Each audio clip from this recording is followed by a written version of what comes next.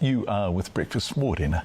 Lockdown comes with different challenges, but for families already experiencing financial hardship before level 4, lockdown can seriously exacerbate hardship. For some of us, many full-time civil servants, for example, lockdown won't change our incomes. But for casual workers, hourly rate workers and businesses that are now shut, and households in which people have multiple part-time jobs in order to get by, these can be perilous times. This is seen directly in our lowest decile schools, with some desperate to help their students who may be going hungry during lockdown and unable to fully engage in online learning. Staff from the Lālanga mentoring program, which runs through several decile 1 schools in Auckland, have been struggling to engage with students over the past few days. When students began telling program director Decile Oliver that they had no food, no Wi-Fi, she and her staff decided on Tuesday night that they would raise money to feed them. Within 24 hours, they reached their $20,000 goal, but because there are hundreds of students and families to feed, they're launching a campaign today to reach $50,000 so they can try to feed as many students as they can across their network of schools for however long this lockdown lasts. Joining us now from Pukekohe is Decile. Maluelele, Decile Oliver. It's so nice to have you with us, Decile. Thank you. This is such important mahi. I just want to put on the table a fact that stopped me in my tracks, and I think will stop many viewers in our tracks. In fact, you put it on the table. One of your schools, over 60% of the students you deal with do how many hours of paid work a week? 20, at least 20 to 25 hours a week on top of full-time study. And when you tell me that, it makes me feel really sad, right? So these are kids who are going to school and then doing more than half of a full-time job over and above that. And many of them, their households will be dependent on that work, right? Absolutely. And the reason why we found this out is because during the last lockdown, I noticed a few things. Just before we went into lockdown, there were students who were turning up to a mentoring program and they were falling asleep.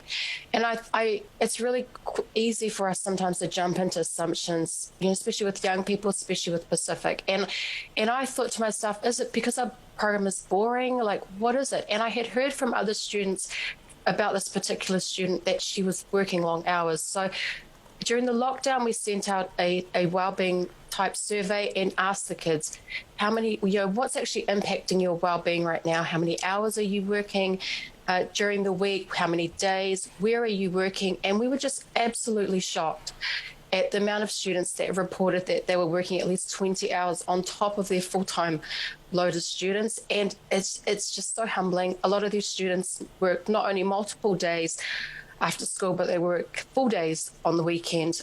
A lot of our students in our mentoring program, for one particular school, we start our mentoring program at 7:30 in the morning. And there are children that come to the mentoring program on the back of having finished a shift from, 6 o'clock to 2 a.m. in the morning. Students who squeeze in 5 hours of work from 5 a.m. to 9 a.m. in the morning before they go to school.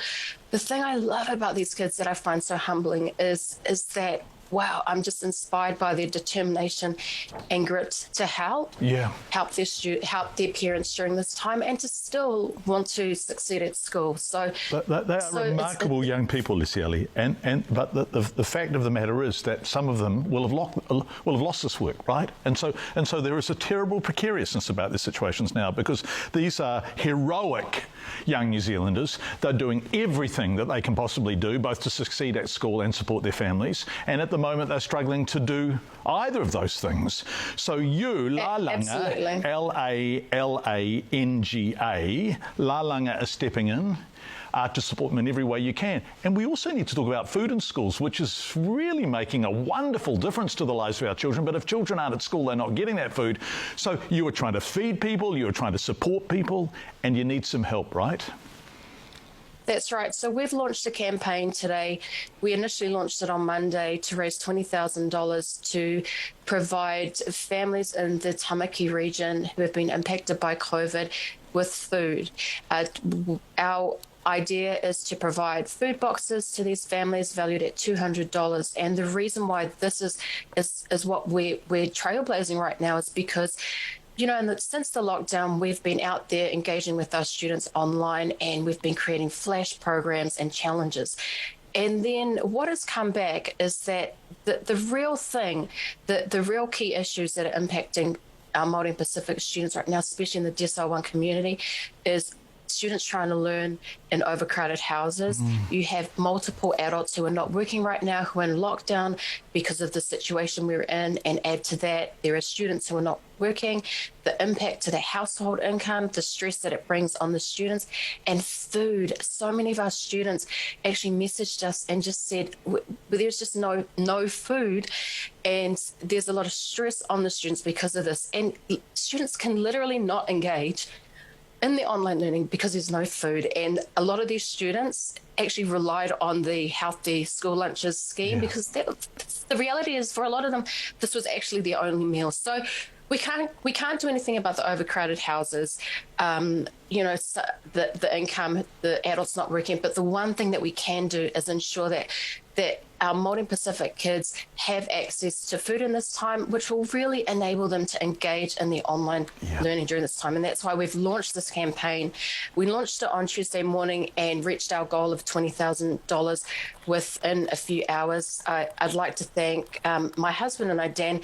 We decided that we would put in the first $5,000 as our sign that we're right behind this. And Tamaki College actually found out with Pacifica Futures, Te Rere Ora Academy, and they said, right, we're going to throw $15,000 at this because they don't have the capacity as the school to do this. And so because we reached the 20,000, we've increased our goal to 40,000 to be able to make 200 boxes for our Tamaki community. And anything we raise over that, look, we see in South Auckland, Otahu College, which is one of our schools who has just come out with a positive case. Anything above the 40,000, we've committed to giving to the rest of our Pacific community. To reach our Pacific kids, our number one goal is we want them to engage in school, and they cannot if they're hungry. Lālanga Oliver, we can't thank you enough and wish you well enough. You will have seen the address on the screen, lalanga.co.nz/food box. We are so grateful that you are doing this, Mahi. We are so sorry you have to do it, and we really wish you well with it. Thank you for joining us this morning. It's an honour. Thank you so much, John. Oh, thank you so much. And go you, and go those glorious children. Stay with us. We'll be right back after the break for a call for targeted support.